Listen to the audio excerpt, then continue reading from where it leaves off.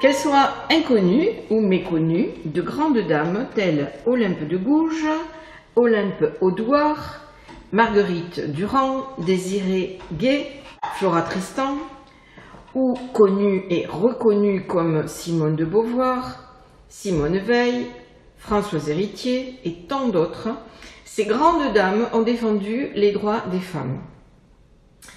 Grâce à elles, nous avons enfin des droits égaux à ceux de nos homologues masculins.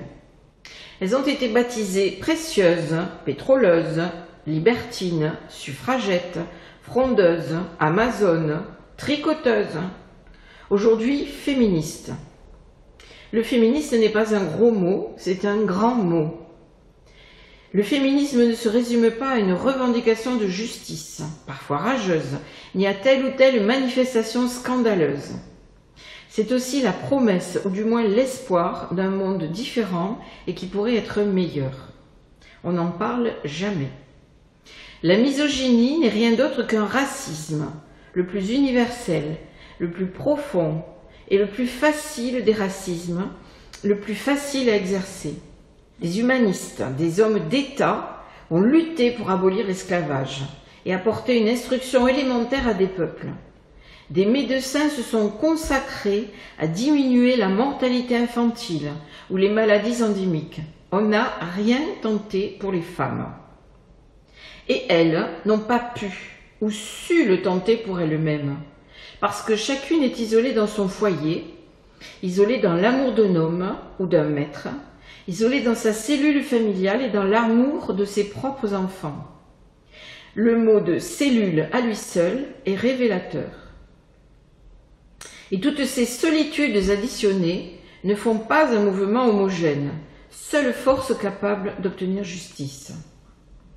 Si les femmes demeurent aujourd'hui la survivance la plus massive de l'asservissement humain, c'est qu'il reste facile, donc tentant, d'exploiter chacune d'elles séparément. La liberté ne se demande pas, madame, elle se prend. Vous n'osez pas oser. Vous avez peur, peur de ne pas pouvoir, peur d'être empêché, peur d'échouer, peur d'être puni, peur de manquer, peur d'être seul, peur d'être ridicule, peur du qu'en dira-t-on, peur de tout. Le vrai courage, se confronter à ce qui est neuf, possible, meilleur. Le féminisme est une aventure collective pour les femmes, pour les hommes et pour les autres. Une révolution bien en marche, une vision du monde, un choix. Il ne s'agit pas d'opposer les petits avantages des femmes aux petits acquis des hommes, mais bien de tout foutre en l'air, dit Virginie Despentes.